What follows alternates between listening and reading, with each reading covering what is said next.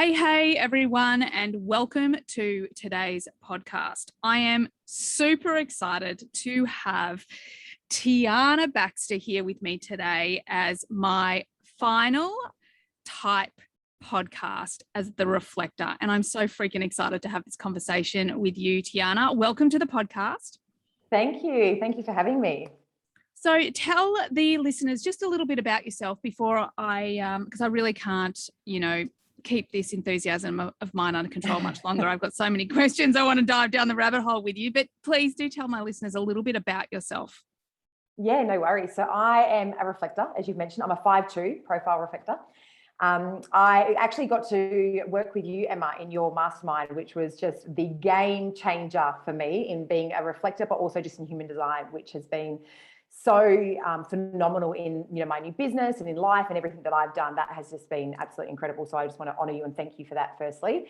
But yeah, I'm a 37-year-old mum. I have two beautiful girls. I have two projector children. I have an emotional generator husband. And actually interesting, as a family, they all make up a completely defined chart. And then I'm the reflector, all open. So we've sort of got yin and yang going on in our household. Wow, love it. I love it. Oh my goodness, it's so exciting to have you here. So I'm going to dive in with a little bit of teaching first before I start asking lots of questions. And obviously, when we talk about the reflector, this is, it's really interesting, actually, straight off the bat. It's really interesting because the thing you hear about reflectors is they're unique, they're the unicorn, they're, so special. And it's almost like so many reflectors are like, stop calling me that. Like, do you have a resonance of that? Tell me about that. Please help me understand. Yes, I do. It's really interesting when you hear, human design coaches or just people talking about it, and they go through all the types. And every time they get to the reflector, they go, our beautiful reflectors. It's like, and for so long, I didn't resonate with being a reflector, and I almost didn't want to be one because I thought, I don't want to be this beautiful little fairy dust. I'm more of a human than that. So I do resonate with that. However, I do understand that we are the minority, we are the less than 1%. So I understand why it's spoken about like that. But every time I hear it, I won't lie, I cringe a little bit. Yeah, I love it. And you know what? You've totally, having the opportunity to work with you for 3 months, you've blown up any stereotype that I had about a reflector. Like, you are a powerful human being. You really, really are. And that's why I'm super excited to have you on the podcast so that we can blow up some of that stuff. So let's jump into what makes a reflector. Well, a reflector has no defined centers whatsoever within their design, meaning that if you're looking at your chart, you're going to see lots of what we call hanging gates. So black and red activations in some of the gates, but no centers that are colored in. And fundamentally, what that means is that reflectors don't have any consistent or reliable energy centers that are there to rely on all the time. It means that their energy shifts and changes dependent on the people that they're around, the environments that they're in. And one of the things that I've just been blown away, and I'm so excited, we've got the reflector panel happening in the membership this week as well. And I'm really excited to have you meet Johanna, because something that you all do that I've noticed, sorry, I shouldn't say you all the reflectors that I've met and worked with do, is you guys have this amazing ability to see see energy coming. It's like future forecasting. It's almost like, it's crazy. Does that resonate with you? Do you want to actually put some meat on those bones for me? Yeah, Emma, you've put that in the best way to describe it, but it's almost, I used to call it, I could predict the future. But what I've learned is it's not so much predicting an outcome, it's predicting the energy that's coming. We could be going out for dinner and I can almost feel the energy of what the restaurant is going to be before I walk into it, before I'm even in the restaurant. And I used to think that was just a mindset game that I had going on. But now I've become really clear, especially since starting my business and having clients come in, before I even get on the call with them, I'm already aware as to what energy they're going to be and therefore what I need to bring to the table in that call. It's definitely what I would say one of our skills as being a reflector, but you can feel it. It's not even a known, it's more like a feeling that you get. Yeah. Oh my God, I love it. And I'm fascinated by it because it really is this, it seems like it's predictory, like you said, but it's a whole another level. It's almost like when an aura or an environment are destined to come across you, it's like you can start reading it. And it's not necessarily like reading it in details. Like you said, it's just like this knowing that, oh, okay, this is where we're going. And I just think it's freaking magical. I love that. So when we're talking about reflectors, obviously one of the first things we talk about is their 28-day moon cycle, that they need to make decisions. And the reason why that is the case is because what we want to look for to make decisions is consistent energy below the neck. Now, for a reflector, one of the highly recommended best ways to do this is that you want to follow the way the moon moves through your cycle moves through your chart over the 28 days of the moon cycle. So what's going to happen is that every month or every 28 days, it's going to replicate. Okay. So the moon's going to go through the same gates at the same sort of time. So you're going to know that on day 3, you might have sacral energy, and on day 15, you might have mental energy or whatever it is. So you can start to map out some consistencies.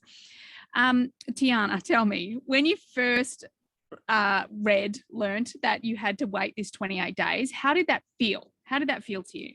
It felt incredibly restrictive. I was ready to go, done with human design. I'm not a reflector. It's wrong. My birth time's wrong. I asked my mum 5 times. It did feel incredibly restrictive, but it's definitely not now. Yeah. So tell me about that. How have you really learned to trust it? And what are the results? Like, how are the results in your life specifically different now that you are super aware of that 28-day cycle? Yeah, so and even when I had learned, I wouldn't trust it because I do move fast. And also, I have a generator husband. I'm surrounded by, 70% of the population, which is generators. I've grown up with manifesting generator brothers. So I have always, my whole life, been conditioned to be fast and to be an energy type when I'm a non-energy type. So I was making decisions in the moment. And a lot of the time, they were probably yeses that were no's and no's that were yeses. Since waiting now, and even now I still go, oh, I don't want to wait, but for big decisions, so much happens in that month where I'm so clear and I have a clarity point at 7 days in and I go, yes, this is it. But I still know if I give it another 3 weeks, another few days, it's a game changer in the result. And so much changes. One, the people who are going to be involved in the decision change. Everything around me changes. So now I'm almost empowered to slow down, which is something you taught me loud and clear. Love it. But the slowing down was almost what my nervous system needed as well as a reflector. And so the results are phenomenal, and I think we were speaking before we started the podcast, the results in my life at the moment are just, everything's firing on all cylinders, but I'm probably the best mentally and physically I've ever been. Yeah, I love that. But it's so counterintuitive. We even sort of hear this from the projectors and emotional manifestors and even emotional generator types. Like, no one wants to slow down. However, when we slow down and we honor this authority, everything changes. And I think one of the things that I've definitely seen from my experience is that it gives the universe the time she needs to get all the pieces into place. And I think one of the things with reflectors is one thing I have learned is that I had this assumption that you guys, kind of what you alluded to before, were these delicate little butterflies. And I would go as far to say that you're the opposite. There's definitely a resiliency about the reflectors that I've met and that I've worked with that just, like, I can really relate to that signature of surprise and delight. Like, these people do tend to sort of bounce around in life. And they also tend to be, in my experience now, a lot more resilient. Does that resonate with you? Oh, definitely. And I think the one thing I wanted to mention as well is when you, being a reflector, or even if you're someone with an open chart, like quite an open chart, I have found that tracking the transits really important for me to know where my energy's at, especially like when I know, for example, solar plexus is lit up by transit and then husband. I'm kind of really conscious of that energy. So I think for any reflector that is listening, track your transits, because that's the big game changer as well. Yeah. But the resilience, it's a muscle that's built over time. And I think for me in particular, I'm still learning. Like, I've still said yes to things that, or made decisions around things that probably haven't waited quite the 28 days, but I always get left with that disappointment, which we know is the not self theme for reflectors. And then on the flip side of that, I've also noticed a huge theme that I've been playing into was controlling outcomes because I didn't want to feel disappointed. Not because I wanted to control it. I wanted to be surprised, but the feeling of being disappointed was worse than the good feeling of feeling surprised. So I spent a lot of my time in this shadow self of just control it so you don't get that disappointed feeling. Because for me as a reflector, that is the word, like I would rather feel sad than I would rather feel disappointed. Disappointment's just the worst feeling in the world.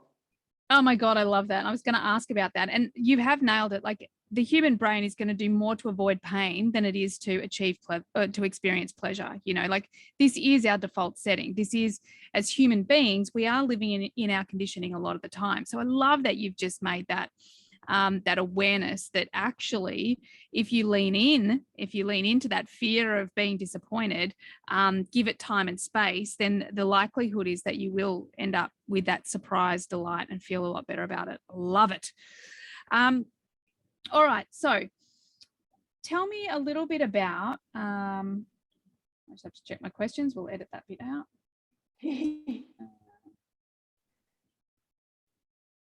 All right. So being a non-energy being, obviously we talk about non-energy beings as anyone without a sacral, but there is this other level to being a reflector because there's no consistent energy within you.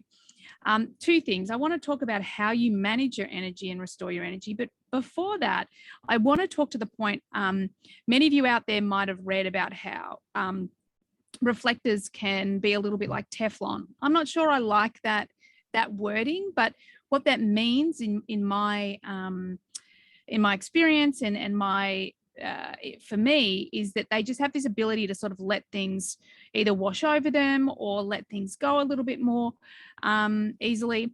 Do you want to talk a little bit to other people's energy and whether or not you identify with it, hold on to it, because ultimately that's what it's about. The other types do have this almost like default setting that where they have an open center, they start to identify with that energy, becomes a part of their not self, becomes a part of their ego, and then they have to decondition from that. Now, I'm not saying that reflectors don't have to decondition, because they have to decondition as much as the rest of us. However, what I've seen and what I've read is that there is this level of like almost that the energy does move over them or through them or past them a little bit more easily, or they don't identify with it as much. Do you have any idea why that might be? Yeah, it's interesting because when I first learned about human design and being a reflector, I assumed that I absorbed energy, a bit like the projectors. So I was like, well, I'm open, I absorb energy. And I've worked out over time, I definitely don't identify with other people's energy. So I could be in a group setting, but I certainly feel it. And I feel it at that amplified version. So they might be, say, in 10% of a mood. So if I use my husband, emotional solar plexus, he might be in a 10% of a mood. I feel that at like 50, 60%. I don't identify with it. I'm very clear that it's not mine, but I still need time out to sort of get rid of it. I feel a little bit funky. If I've been in a room full of people, even if the mood's good, I feel like I've got a lot of energy buzzing through my body. It's almost like all the wiring systems going haywire, like through my body. So I need to spend like at least 10, 15 minutes away, out, zone out before bed or whatever's happening for the rest of the day. Yeah. So I definitely don't think we identify with it. It doesn't feel like it soaks in, but you can feel it in your aura. It's almost in your space, but it's not inside you. Yeah. Oh, I love that. I love that. So well articulated. That's what I'd imagined it was like, but you don't know until you actually live it, right? So tell me about your energy. You are a super busy mum, in corporate with a hefty job.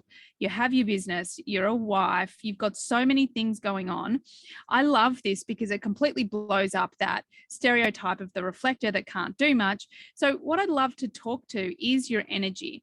So you feel other people's energy, you don't identify with it, but tell me, now that you know what you know about the way your energy works, how do you manage your energy? And then maybe even lead into how you regenerate and restore your energy. And then maybe we can get to some boundaries, like what have you created to make sure that you've put boundaries in place to maintain what you need to be at your best? Yeah, I love that question, because being told when you are, and especially when you're conditioned to think you're a generator, being told you're a non-energy type feels restrictive. And my life, to what you mentioned, is busy, but I'm also very physically busy as well. I love my gym and my sport and everything. So what I've come to learn is things that light me up, so things I genuinely enjoy, I have all the energy in the world for. So, I know when we first met, you said, how do you do all that? You're a reflector. Going to the gym, being in a room full of people, having them light up, especially my sacral, having that energy around me is something that I could do every day and not feel the need to have time out. Where I've noticed though that needing to have boundaries or a little bit of time out is when I'm reading energy. So when I'm just amongst the energy, I'm good. I can be amongst it. It lights me up, especially if it's something I love doing. That energy, I could pretty much keep up with a generator to a degree. It's when I notice that I'm actually reading energy and I'm, really helping people move to a certain part in their life or business, and I'm reading and preempting and predicting. That's when I know that energy is so precious that I need boundaries around that. So I make sure for my business, for example, I do no more than 3 one-on-one calls a day, because that's that energy that it's completely, each person's getting the full energy of my reflectorness as well. Yeah. From a boundary point of view with my family, each night, every morning, firstly, I get up, so I'm up at 5 a.m. But that is because that first hour is me time. That's restorative. So although it sounds like, well, you're not sleeping, restorative for me is, my meditation, it's my card pulls, it's anything that I want to do. For me, even just having my cup of coffee on my own without anyone around me is really important. Yeah, I love that. And I love what you just said, that you get up at 5 a.m. because I just had this discussion today, that I want to blow up that myth for all types, that we can still do hard things, even though we're living in alignment with our design. I'm getting up early again. Like I couldn't help myself. I'm rereading the 5 a.m. Club, and I love the book. I bloody love Robin Sharma. And it just reminds me that I think sometimes in human design, people use their energy as an excuse, or their type as an excuse, or their centers as an excuse. And I think what I really love about you is you blow all of those silly dogma stereotypes up, because you are full of energy. And I think you've always had that intuitive knowing of how to manage your energy. And now you've really amped it up by tweaking it. Like I do feel like you did come to the party pretty aligned. There was just like, cool, where's that 1%? And, like where the 1% is this is when people become world-class athletes. So the 1% is super important. Now, I want to ask you about something, because you said that the energy that's one-on-one when you're reading their energy, that's the tiring part. And instantly I'm like, so does it feel like you kind of plug into their energy? Yeah. Tell me a little bit about that. Yeah. And do you know what it is? It's really bizarre, Emma, because it's not actually, I wouldn't call it tiring. If anything, I get so much energy from it that I then tire myself out, because I get so lit up and turned on by it. Yes. So it's like I plug in and they plug into me, and, we move mountains, and I get so lit up by it that it's almost like, the light bulb almost explodes. Yes. Oh my God. I love it. It's not a drain. So it's not like I'm being drained. It's anything, I'm being filled up, that it's like through me, that it's almost it can be overwhelming because I'm so lit up by it. I love it. So has there been a time in your life where perhaps you were hanging out? Because the big thing with reflectors, for those out there, is the people that reflectors hang out with, and the places, the environments. So was there a time in the past? Obviously, I'm making the assumption that right now you are with people that make you feel good. They're of a high frequency. You live in a place that makes you feel good, that is a high frequency. You do the work that is high frequency. Is there a time in your life in the past that perhaps you weren't with the right people and places? And was your energy different then? Like, did you not have as much energy then? Tell me a bit about that. Definitely. That is exactly what it is. And I try not to use it as an excuse, because I know I've certainly done this. My husband will be a testament to it. Where I'm a reflector. I'm just reflecting you. So if I'm in a bad mood, just because you are, so I have to take accountability for my own, actions and energy. But even now, like I have my proximity is incredible. Everyone, it's all high frequency, self-led humans. However, you still do come across some, if someone's having a bad day or it's that low vibration, I feel it almost more intensely, I think, because I'm usually not in that frequency. So it's almost like, and then what I have found I was doing is compensating and trying to bring it up. That's where I tap out. That's where I will have a day where I might have had one conversation and I need to go lay down. because it's like I've just given so much to try and bring up this frequency that's not ready to be brought up. So it's just for a reflector, I don't know if others resonate with this, but for me, being around incredible proximity and self-led high frequency humans is so important to our energy. Yeah, I love that. And it's really interesting because the other two girls that are going to be on the panel with you, they both have stories of how they literally just have walked into a room. And I think you've shared this a similar story that we walked into a room and some random human across the room, you're just like, I just have to go tell that person something. And you just have this awareness of what's going on. And you know, like you can share this story or what the energy that you're reading, and you have this real awareness of it. Does that happen to you as well? It's at a point where I've had to try and block it out because I want to be invited to share that information. But do you know where I do it the most now? Social media. I'll see someone do a story and I won't even hear what they're talking about, but I'll just feel this energy and I'm like, oh, I need to tell them this. I'm like, Tiana, you can't just tell people things. Or, you know, if I'm out with my husband, I'll watch a couple having a conversation, can't hear it, can't see anything really. But I'm like, oh, I need to go tell her this. Or yeah, that's something that I've learned to almost tone down because I believe we have to be invited to be able to share that. Yeah. And look, I agree as well. I just got total goosebumps.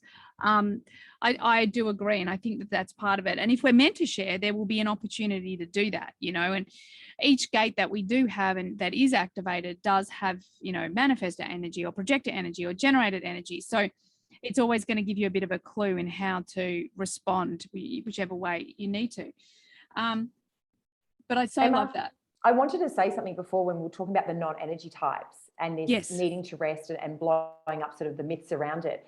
What I think it is as well is like, so for the projectors, manifestors and reflectors, a lot of the time we don't really need to rest, but it's not feeling guilty if you do.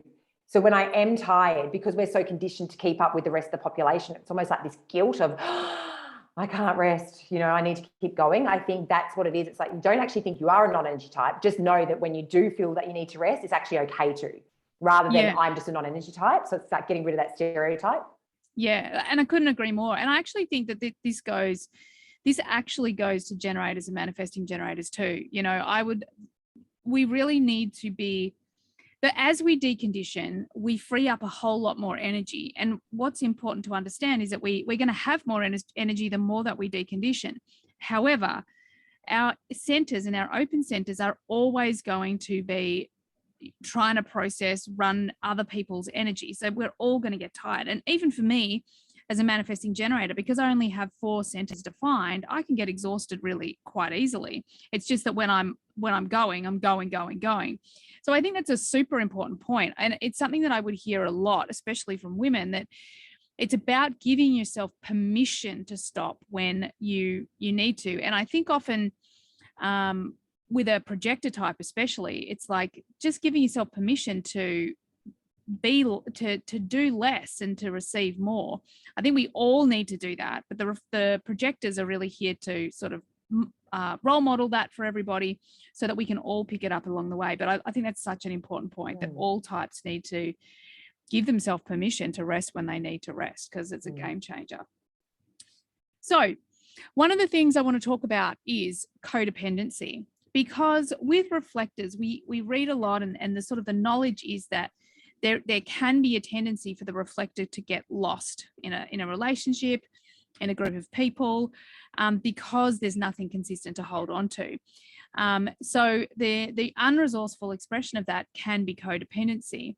The question that I have is that maybe earlier on in life, were there times where you felt like you sort of got lost in relationships, or even questioned your your variability, and questioned how you sort of turned up differently all the time?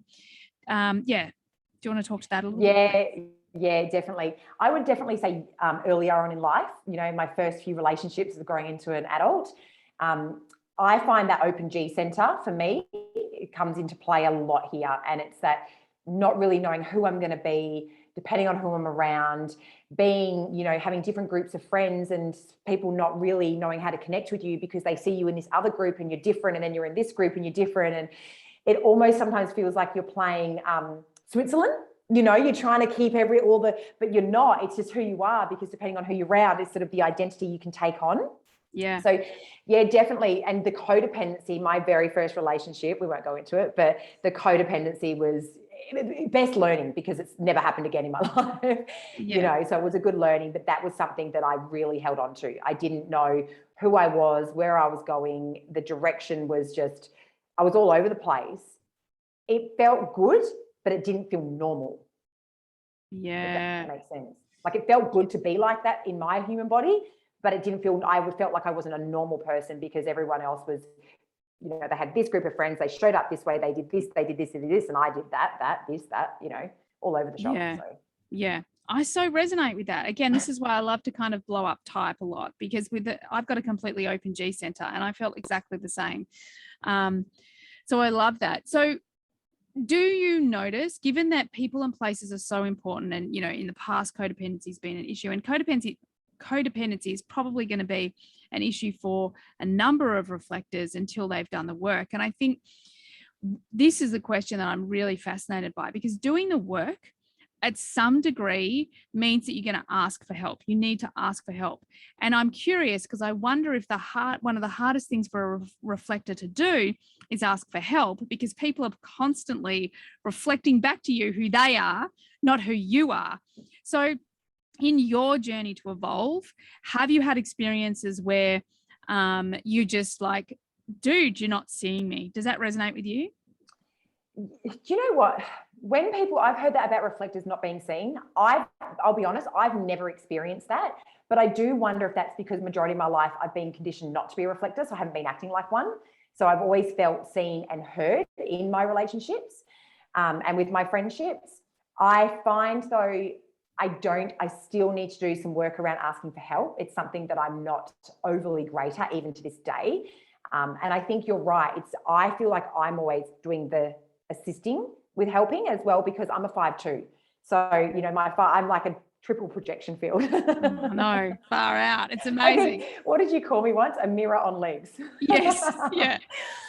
And so I find that I like to be the solution. I like to be the hero, and I like to help people, that I then need to lean into my vulnerability and ask for help. So it's something that I do need to definitely get better at. But I do find that people more come to me for help than me go to other people. Yeah, I love it. And have you ever found in the past, and maybe even working with a coach, or maybe even just sitting with a girlfriend, has there been that resonance of you're trying to have this conversation with someone? And I fully appreciate, like, you've been on the journey of personal development for a really long time. So you've been taking responsibility for your stuff for a long time. But what I'm curious about is this, I remember when I first started studying, and it was actually one of these types that I nickname, and please people, do not Google it. It's not a term. I made it up. The demi reflectors. And I remember at the time, my mentor, Kim, she said, be careful, Emma, be really careful, because you're seeing you in her, because she has so many open centers. And it's just made me really conscious that whenever I work with reflectors, that I'm so like, it exhausts me to work with a reflector, because I'm so conscious not to be in myself, like not to be seeing through the frame of the unconscious construct that is my brain, like to be fully present, to be fully with you while I'm with you. So I'm curious, like, how that's received with people who aren't that aware and aren't that present and aren't getting out of their own heads. Like, what does that feel like to sort of have this person see themselves in you? Like, I reckon in my more unresourceful ages, I would have been constantly trying to justify and defend, or, something like that, as opposed to just going, oh, they just see themselves in me, whatever. Does that resonate with you at all? Yeah, it does. And I think probably up until the last few years, I probably did do the unresourceful behavior of that. It's only now, because I'm aware of it, I'll hear them say something or do something, or the conversation, the way it leads, I'm like, oh, okay, they're actually talking to me and giving me advice, but they're actually giving it to themselves. Like I can see I'm intuitive enough to feel what's going on. Working, with coaches and things like that, though, the one thing that I think reflectors, and then also it's so great if you know you're a reflector, I think it's wise to hire a coach that does know a little bit about human design. And the reason I say that is because they're conscious of their squeaky clean energy is something that I think is really important, because I've done both, and I've had exceptional coaches in, the last few years, but you really actually can pick up when you're challenging them, not because you're challenging them, because they're feeling themselves in you. So you can actually almost, as a reflector, it becomes very transparent. Yeah. And you can feel it. And then you can feel the challenge for that coach as well, which is not what the relationship should be. So I think it's knowing human design is really important. I believe for any reflector out there that's wanting, a life or business coach, choose someone that knows human design if you are a reflector. Yeah, I love it. And that was one of my questions. Like, what would your advice be to coaches and human design readers with reflectors? And squeaky clean energy, that's pretty good advice. Anything else that you'd like them to know? Yeah, I think if you're not sure on what you're feeling when you're speaking to the reflector and they know they're a reflector, just ask. I've had an experience recently where every time I got on a call, I just started, like, there was a weird energy, and I started projecting onto them. They were probably projecting onto me. And then it wasn't until I was like, okay, we just need to have this conversation, because I'm fine before I get on the call. And then I'm getting on the call and this doesn't feel right. And it was just that something massive was happening in this person's life behind the scenes. Wow. And that wasn't public knowledge, and nor should it be, but I was picking up on that. Yeah. So I think it's just about being, for anyone out there working with reflectors, if you're unsure, be transparent, have the conversation, because the reflector's feeling it anyway. Yeah. And what can happen if they haven't done some of the work and deconditioned, they're going to identify with it and think that it's them. And I think that can be quite detrimental to a relationship. Yeah. Oh my goodness, I love it. That is gold. So tell me, what do people need to know if they're in a relationship with a reflector? That the reflector is going to use the fact that the reflector is an excuse in every moment. I love it. It's not me, it's you. I use it all the time, like just reflecting you back. What do they need to know? I do think, although I want to blow the myth out about not having energy, I think, if you are in a relationship with a reflector, be mindful that the reflector is feeling the energy. They may not be absorbing it, but they're feeling it all the time, more than majority of people. And to know that if you're feeling it at 10%, they're probably feeling it at 50, 60. So just have some compassion around their energy. If they're not able to keep up all the time, make sure you're allowing time out. If they have a hobby they like to do on their own, supporting that, and also not being codependent with them. So the other way around as well, because that can feel really uncomfortable for a reflector as well.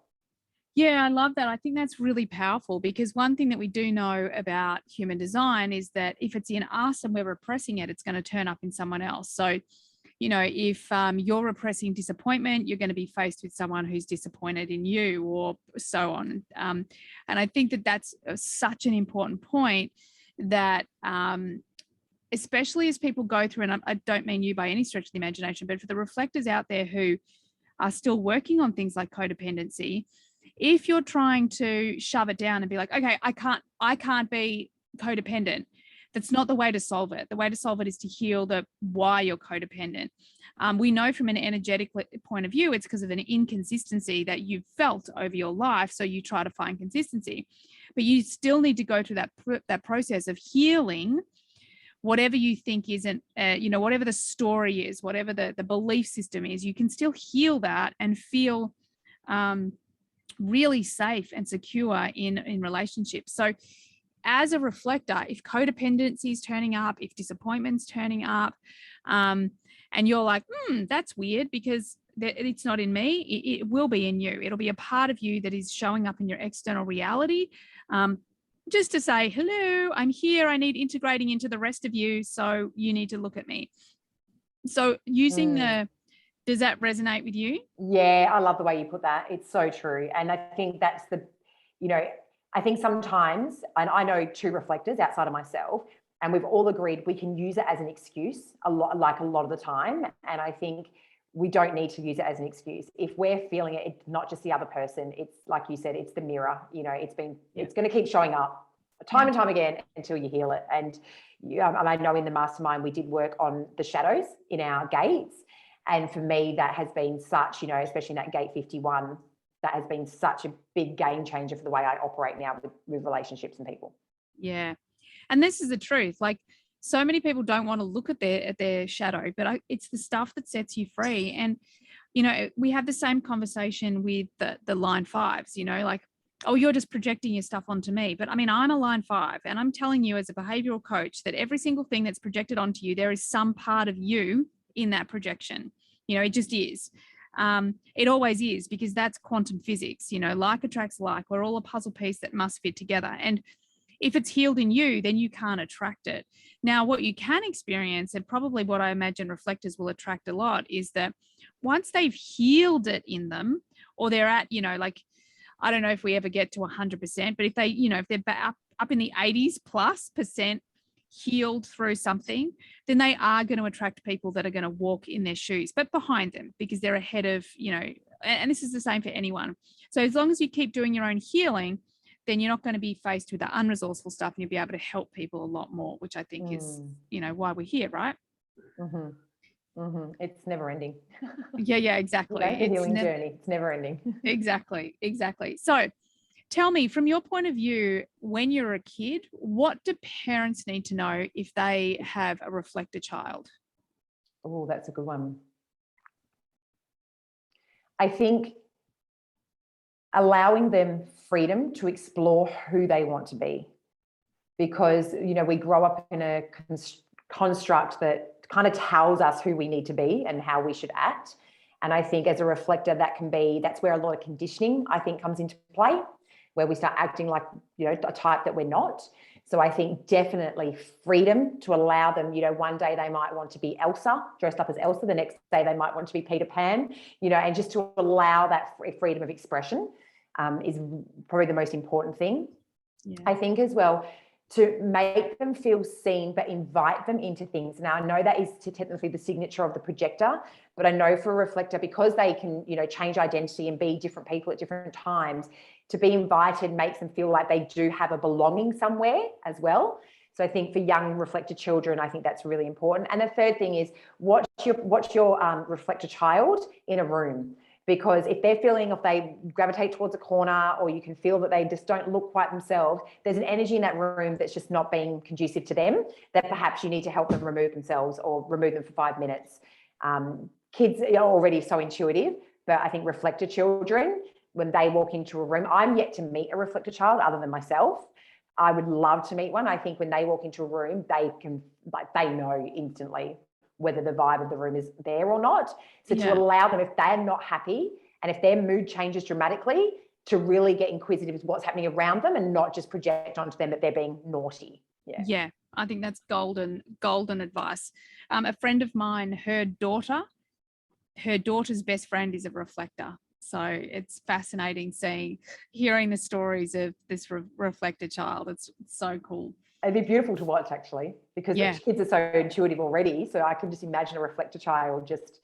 It's amazing. And you probably see the same thing as a mum, like how they all come together, like my youngest and his best friend's a self-directed projector. And, Oscar's got all of this energy, and the two of them together just make this perfect unity. I just love it. I just love it.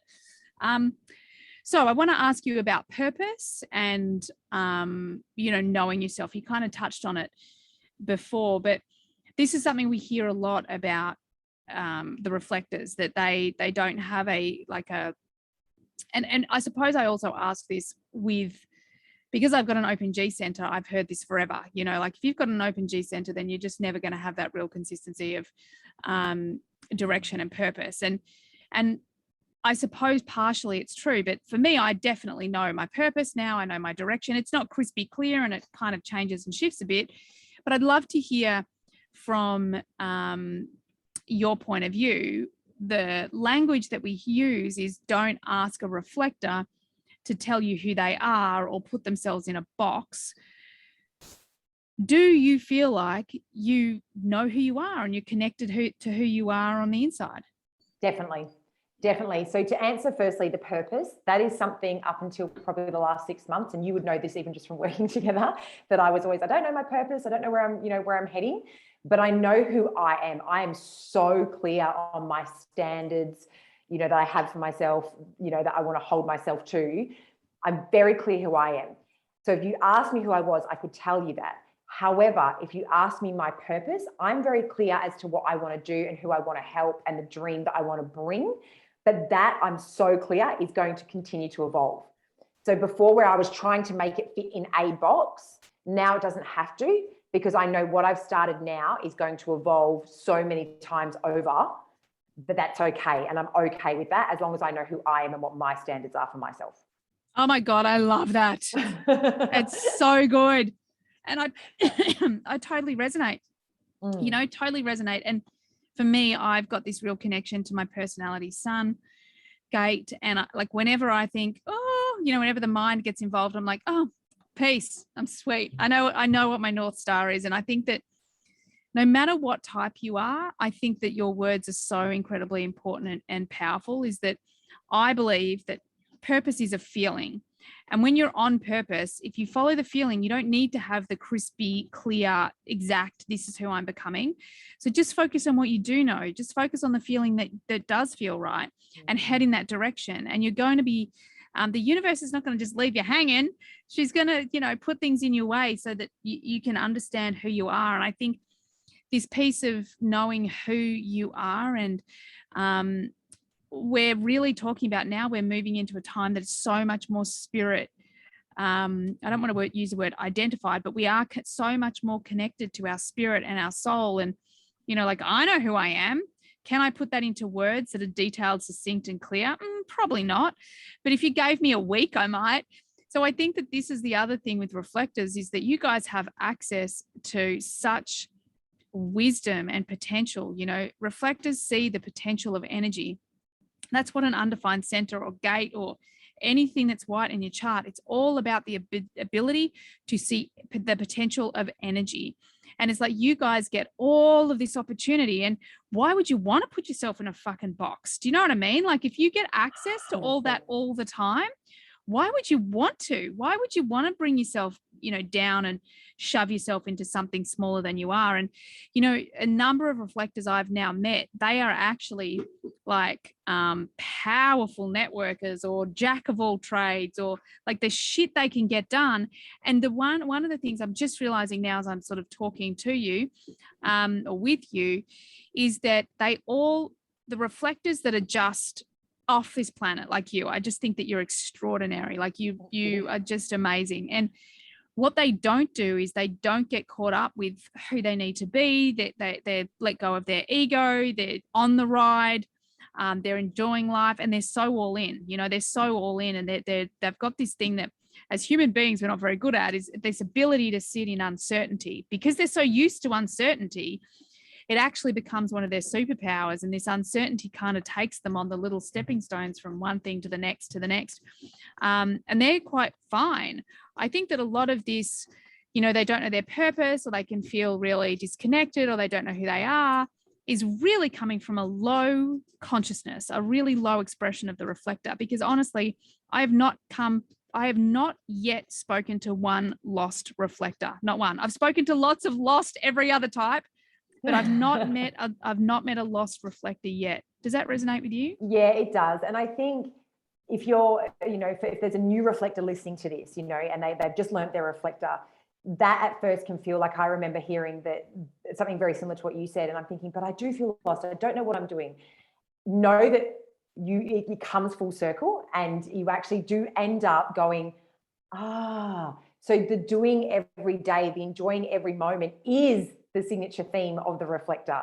And it took me so long to understand that that is my purpose. And, you know, I know we talk a lot about being lit up is for generators, you know, do what lights you up. But I believe it's for all types. I think if you were just doing every day what feels good to you, then like you said, the universe isn't going to leave you hanging. You're going to follow in the path that you're meant to follow in. And, you know, what I started 6 months ago to where it is today is completely not what I could have even imagined. It's better. So I think you need to just follow what feels good for you and you only, and the rest will come.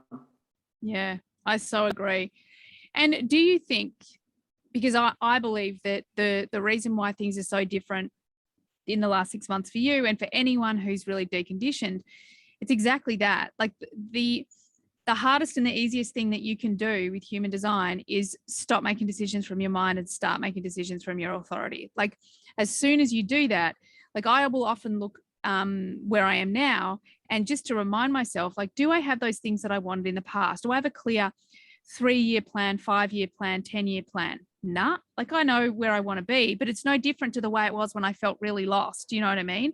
And I would constantly ask myself about, even like my brand is always changing. Do I feel more confident around that now than I did? Yes, I do. What's different? Just the way I view it. It's not the actual being, it's the deconditioning. It's the loving myself more. And this is the same for everyone, accepting ourselves. Like that's what our human design does for us. It helps us accept who we are energetically. The deconditioning. So stop telling yourself stupid stories that are really unresourceful and total bullshit. You're awesome because you're on the planet. You're awesome. And I think that would it resonate with you to say that the biggest shift from the last 6 months is not what you've picked up, but what you've put down? Oh, yes. You've just summed it up so perfectly.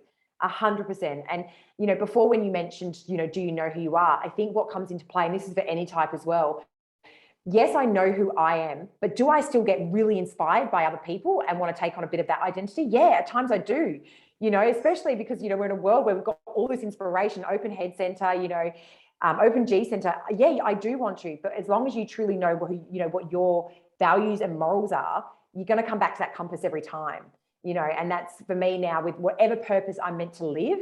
I know what my moral compass is, and I know what I'm here to do in terms of my values and ethics, and however that plays out is absolutely okay. Yeah, I love that. I love that. Well, I think have we covered everything? Have I covered everything that you need to share about being a reflector? I think so. I love it. We've blown up some myths. I think, to your point before about reflectors can see pure potential, that would be one of our biggest gifts, I would say. It's the gift I'm noticing the most at the moment is we can read the energy and just notice the pure potential. We can see it before it hits the room. And I think reflectors, if you have reflectors in your life, tap into that because, ask them for their wisdom because they can feel it, they can see it, and they can help guide you. Yeah, I love it. And I'm going to add to that, with the caveat, make sure their energy is squeaky clean. I actually had an intuitive reading with Johanna that you're going to meet on Wednesday, another reflector. And I have never had anyone read my energy so clearly. I burst into tears. I was like, she could see things about me that no one else had ever seen, and value, like worth, like things that were so deep. So I just think you're also magical. And like even on the masterminds, some of the insights that you would bring or the things that you would put to and from my point of view, like I'm a very, like my brain is good. I see the patterns. I'm really good at putting logical things together, rah, rah, rah. But the way I see you and other reflectors read energy, it's a game changer. I think it's beautiful. And we should stop calling you precious little unicorns and actually see you for the freaking powerhouses you actually are. Oh, look, I'm happy to be called a unicorn. Both. Let's just do both. Says the manifesting generator. Let's call you lots of names. Well, Tiana, thank you so much for joining me. It's just been so much fun, and I can't help but still be miraculously just so curious about the reflector. But thank you so much for spending time with me today and sharing your story with everybody else. Oh, so welcome. I have absolutely loved this. I will take any opportunity to be in your energy. So thank you. Yay! And me too. It's right back at you, babes. Thank you, everyone, for tuning in to these type podcasts. I have heard you loud and clear. They have been so well received that I'm actually going to start doing a really similar model for you guys and go through the authorities. So stay tuned for that. All right, everyone, I'm going to let you go. Thanks again to Tiana. It's been lovely having you here, and I look forward to having you all on the next podcast. Bye for now.